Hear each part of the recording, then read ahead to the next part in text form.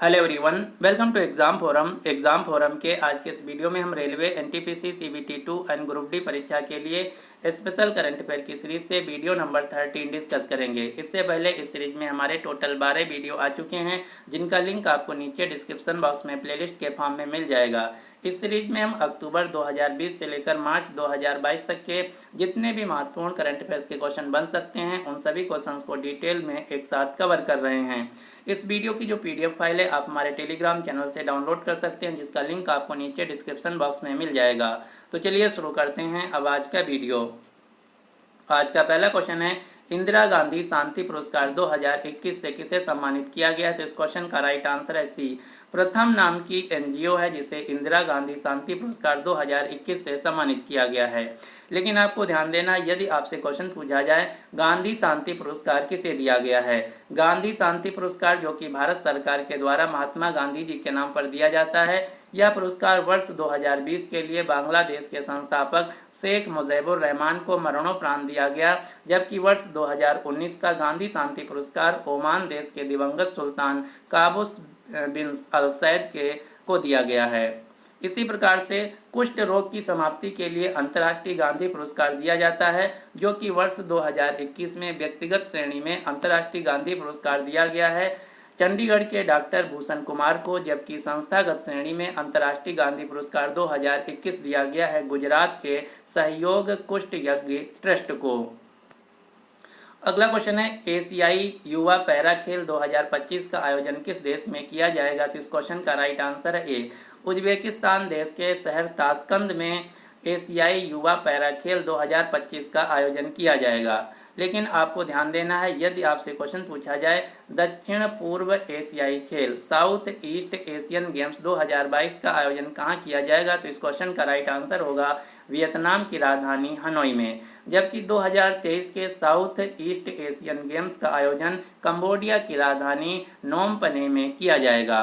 इसी प्रकार से एशियन गेम्स 2022 का आयोजन चीन के शहर हांगझाओ में होने वाला था, जिसको हाल ही में कोरोना वायरस की वजह से स्थगित करके कर दिया गया। अब इनका आयोजन अगले साल 2023 में चीन के शहर हांगझाओ में किया जाएगा।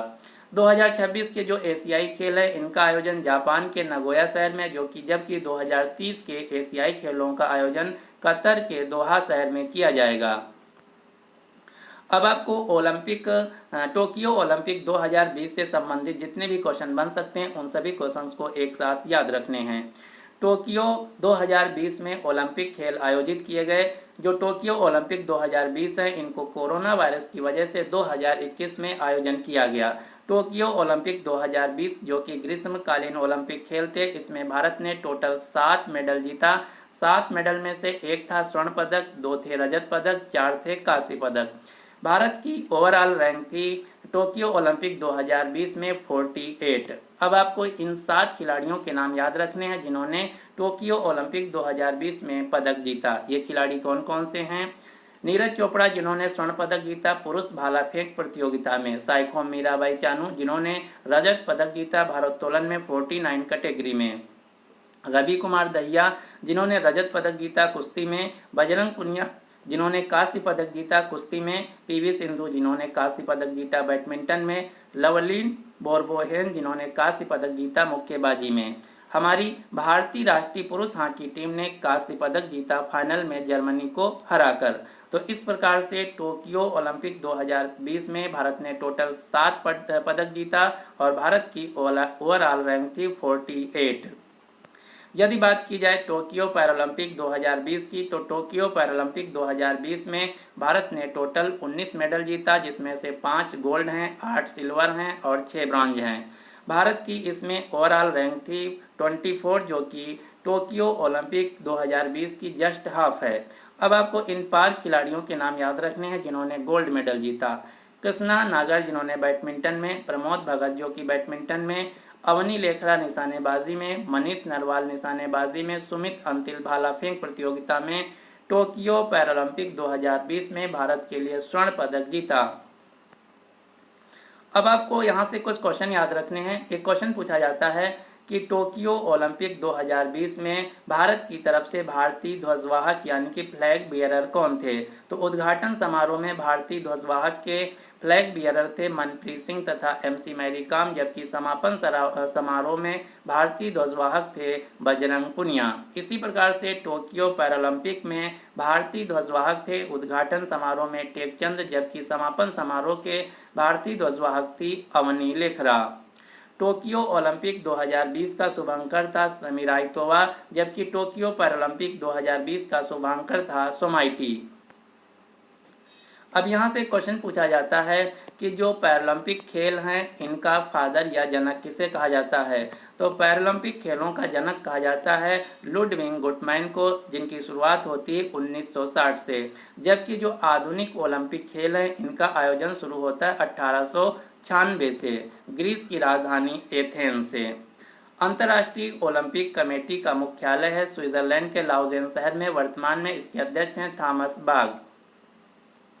अब आपको सभी आगामी ओलंपिक खेल प्रतियोगिता के शहरों के नाम याद रखने हैं। जैसे ग्रीष्मकालीन ओलंपिक खेल 2020 का आयोजन 2021 में जापान की राजधानी टोक्यो में किया गया।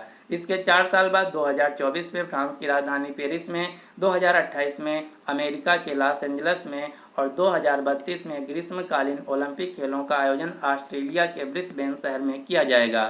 इसी प्रकार से 2022 शीतकालीन ओलंपिक खेलों का आयोजन किया गया चीन की राजधानी बीजिंग में, जबकि 2026 के शीतकालीन ओलंपिक खेलों का आयोजन किया जाएगा इटली तक के मिलान तथा कोर्टिना शहरों में। जो 2022 के शीतकालीन ओलंपिक खेल हैं इनका शुभांकर था विग डोएन। 2024 के जो शीतकालीन यूथ ओलंपिक खेल हैं इनका आयोजन दक्षिण कोरिया के गंगवान शहर में किया जाएगा, जबकि 2026 के ग्रीष्मकालीन यूथ ओलंपिक खेलों का आयोजन सेनेगल के डकार शहर में किया जाएगा। अगला क्वेश्चन है cooking to save your life नामक पुस्तक किसके द्वारा लिखी गई? ये जो क्वेश्चन है बहुत ही महत्वपूर्ण है क्योंकि इसके लेखक जो हैं बहुत ही महत्वपूर्ण व्यक्ति हैं। Cooking to save your life नामक जो पुस्तक है ये लिखी गई है अभिजीत बनर्जी के द्वारा। अभिजीत बनर्जी वही व्यक्ति हैं जिनको 2019 में इकोनॉमिक्स के क्षेत्र का नोबेल पुरस्कार दिया गया था। अगला क्वेश्चन है रिजॉल्व यूनाइटेड नेशंस इन अ डिवाइडेड वर्ल्ड नामक पुस्तक किसके द्वारा लिखी गई है? तो यह जो पुस्तक है यह आत्मकथा है बान की मून की। बान की मून कौन है? बान की मून जो कि संयुक्त राष्ट्र के पूर्व महासचिव रह चुके हैं 2007 से लेकर 2016 के बीच, इसलिए क्वेश्चन बहुत ही महत्वपूर्ण हो जाता है। तो आपको याद रखना है resolve uniting nation in a divided world नामक जो पुस्तक ये लिखी गई है बान की मून के द्वारा, जो कि यूनाइटेड नेशंस के पूर्व महासचिव रह चुके हैं। इसी प्रकार से एक पुस्तक लिखी गई है how to prevent the next pandemic. यह पुस्तक लिखी गई है माइक्रोसॉफ्ट कंपनी के को फाउंडर तथा मालिक बिल गेट्स के द्वारा।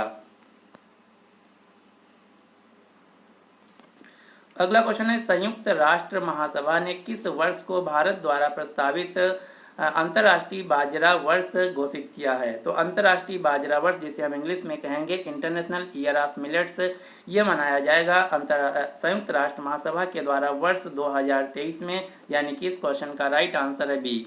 इसी प्रकार से यूनाइटेड नेशंस के द्वारा वर्ष 2021 को international Year of creative economy for sustainable development के रूप में मनाया गया, जबकि 2022 यानी कि इस साल को यूनाइटेड नेशंस के द्वारा International Year of Artisan Fisheries and Aquaculture के रूप में मनाया गया है।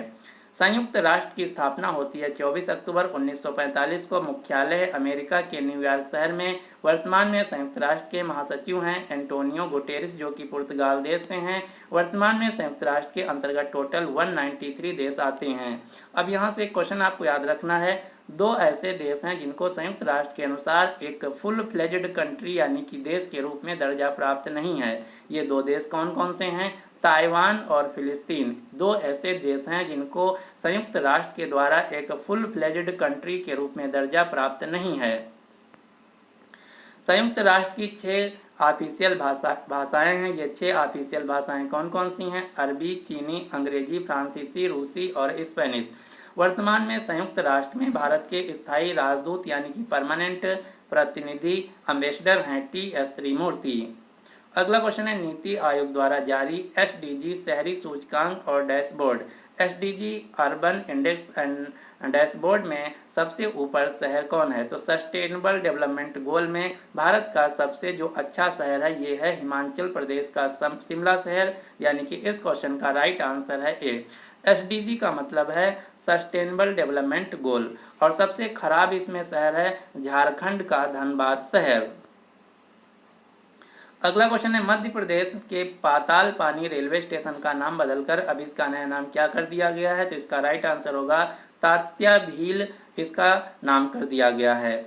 मध्य प्रदेश के पाताल पानी रेलवे स्टेशन का नाम बदलकर अब इसका नया नाम तात्या भील रेलवे स्टेशन कर दिया गया है। इसी प्रकार से मध्य प्रदेश के हबीबगंज रेलवे स्टेशन का नाम बदलकर आदिवासी रानी कमलापति के नाम पर कर दिया गया है। मध्य प्रदेश के शिवपुरी का नाम बदलकर कुंडलेश्वर धाम कर दिया गया है। मध्य प्रदेश के बाबाई का नाम बदलकर माखन नगर कर दिया गया है। मध्य प्रदेश के होशंगाबाद शहर का नाम बदलकर नर्मदापुरम कर दिया गया है। इसी प्रकार से गुजरात के केवड़िया रेलवे स्टेशन का नाम बदलकर एकता नगर रेलवे स्टेशन कर दिया गया है। केवड़िया शहर ये वही शहर है जहां पर दुनिया की सबसे ऊंची स्टैचू ऑफ यूनिटी स्थित है। केवड़िया भारत का एकमात्र और पहला इलेक्ट्रॉनिक ई व्हीकल शहर है। अगला क्वेश्चन है मानवीय और पर्यावरण संरक्षण प्रयासों के लिए नाइटहुड ऑफ पार्ट गुल्फा जो पुरस्कार है इससे सम्मानित होने वाले पहले भारतीय कौन बन गए हैं?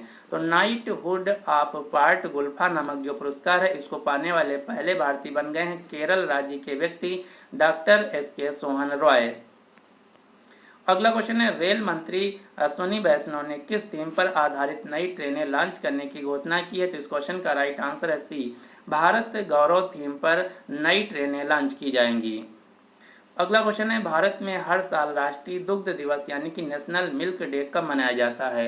तो भारत में हर साल राष्ट्रीय दुग्ध दिवस मनाया जाता है 26 नवंबर को। लेकिन यहाँ पर आपको ध्यान देना है, यदि आपसे क्वेश्चन पूछा जाए कि विश्व स्तर पर दुग्ध दिवस कब मनाया जाता है, तो हर साल विश्व स्तर पर दुग्ध दिवस मनाया जाता है 1 जून को।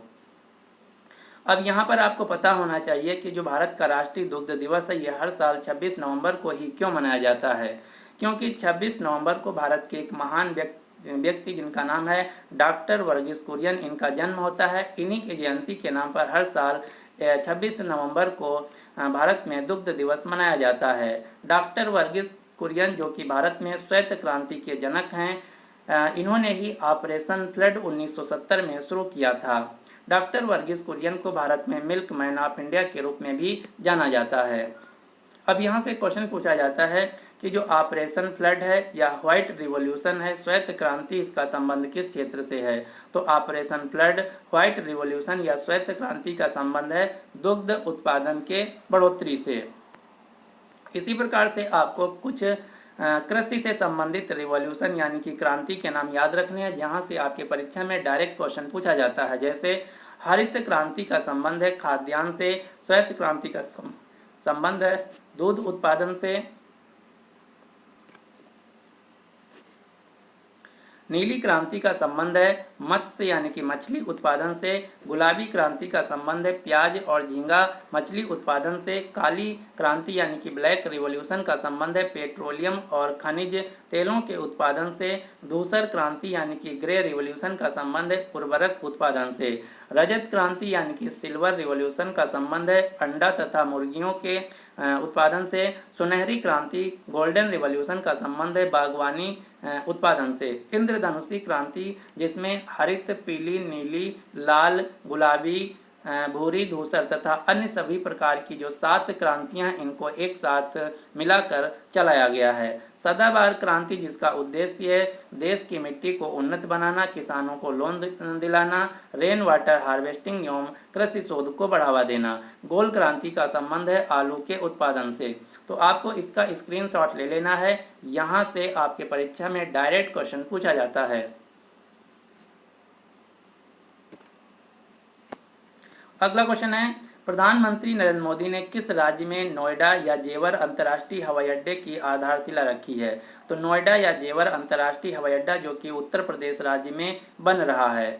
जो जेवर या नोएडा अंतर्राष्ट्रीय हवाई अड्डा है, इसको उत्तर प्रदेश सरकार ने बनाने के लिए ज्यूरिख एयरपोर्ट के साथ समझौता किया है।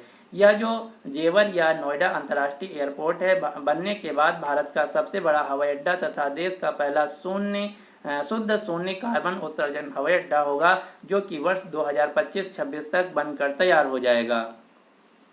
अगला क्वेश्चन है, निर्मला सीतारमण के द्वारा 18 से 35 वर्ष की आयु की लड़कियों के लिए अपना व्यवसाय शुरू करने के लिए किस बैंक की 2 योजनाएं, जिनका नाम है तेजस्विनी तथा हौसला नामक योजनाएं शुरू किया है? तो तेजस्विनी तथा हौसला नामक जो योजनाएं हैं, ये जम्मू कश्मीर बैंक के द्वारा शुरू की गई हैं। जम्मू कश्मीर बैंक, जिसका मुख्यालय है श्रीनगर, जम्मू कश्मीर। अगला क्वेश्चन है, साइबर तहसील बनाने वाला देश का पहला राज्य कौन बन गया? तो इस क्वेश्चन का राइट आंसर है बी, मध्य प्रदेश। मध्य प्रदेश के जबलपुर में भारत का पहला जियोलॉजिकल पार्क भी बनाया जाएगा। मध्य प्रदेश के ग्वालियर शहर में पहले ड्रोन मेला का आयोजन भी किया गया है और मध्य प्रदेश के ग्वालियर में भारत का पहला ड्रोन स्कूल भी स्थापित किया जाएगा। अगला क्वेश्चन है, जो कि बहुत ही महत्वपूर्ण क्वेश्चन है। क्वेश्चन क्या है? राष्ट्रीय परिवार और स्वास्थ्य सर्वेक्षण के अनुसार भारत में पहली बार पुरुषों की अपेक्षा महिलाओं की संख्या कितनी दर्ज की गई है? तो भारत में ऐसा पहली बार हुआ है जब पुरुषों की जो संख्या है महिलाओं से कम है। ये कितनी है? तो प्रति 1000 पुरुषों पर महिलाओं की संख्या है 1020। ये जो लेटेस्ट डेटा है राष्ट्रीय परिवार और स्वास्थ्य सर्वेक्षण के द्वारा जारी किया गया है। अब यहाँ से क्वेश्चन याद रखना है, प्रति 1000 पुरुषों पर महिलाओं की जो संख्या, इसे हम कहते हैं सेक्स रेशियो। और जनगणना 2011 के अनुसार भारत का जो सेक्स रेशियो है ये है 943। तो ये दोनों क्वेश्चन आपको याद रखना है। यदि आपसे क्वेश्चन पूछा जाए कि जनगणना 2011 के अनुसार प्रति 1000 पुरुषों पर महिलाओं की संख्या कितनी है, तो उत्तर होगा 943। या फिर क्वेश्चन पूछा जा सकता है कि जनगणना 2011 के अनुसार भारत का सेंसस कितना है, तो सेक्स रेशियो कितना है, तो उत्तर होगा 943। जबकि हाल ही में राष्ट्रीय परिवार और स्वास्थ्य सर्वेक्षण के द्वारा जो डाटा जारी किया गया है, इसके अनुसार भारत में प्रति 1000 पुरुषों पर महिलाओं की संख्या है 1020। तो ये दोनों क्वेश्चन अलग अलग हैं, आपको ध्यान देना है। अगला क्वेश्चन है, थल सेना और वायु सेना ने सैन्य अभ्यास दक्षिण शक्ति का आयोजन कहाँ किया है? तो इसका आयोजन किया गया राजस्थान राज्य के जैसलमेर शहर में। अगला क्वेश्चन, नीति आयोग द्वारा जारी गरीबी सूचकांक में किस राज्य को सबसे गरीब राज्य का दर्जा दिया गया है? तो इस क्वेश्चन का राइट आंसर है डी, बिहार राज्य सबसे गरीब राज्य है। यहाँ से 3 क्वेश्चन आपको याद रखना है। सबसे गरीब राज्य है बिहार, दूसरे नंबर पर सबसे भारत का गरीब राज्य है झारखंड। इस सूचकांक के अनुसार भारत का सबसे अमीर राज्य है केरल, और केरल का जो कोट्टायम जिला है ये भारत का एकमात्र जिला है जिसमें इस सूचकांक में बताया गया है यहाँ पर जो गरीबी है, शून्य गरीबी दर्ज की गई है। अगला क्वेश्चन है, प्रधानमंत्री नरेंद्र मोदी ने किस राज्य में पूर्वांचल एक्सप्रेसवे का उद्घाटन किया? तो पूर्वांचल एक्सप्रेसवे जो कि उत्तर प्रदेश राज्य में स्थित है। पूर्वांचल एक्सप्रेसवे जिसकी लंबाई है 341 किलोमीटर, यह लखनऊ की राजधानी, उत्तर प्रदेश की राजधानी लखनऊ को गाजीपुर जिले से जोड़ता है। इस एक्सप्रेसवे की खास बात यह है कि सुल्तानपुर जिले में आपातकालीन स्थिति में वायुसेना की लड़ाकू विमानों को लैंडिंग तथा टेक ऑफ करने के लिए 3.2 किलोमीटर लंबी हवाई पट्टी भी बनाई गई है। तो यहाँ से क्वेश्चन पूछा जा सकता है कि जो पूर्वांचल एक्सप्रेसवे है इस पर हवाई पट्टी किस जिले में बनाई गई? तो उत्तर होगा उत्तर प्रदेश के सुल्तानपुर जिले में।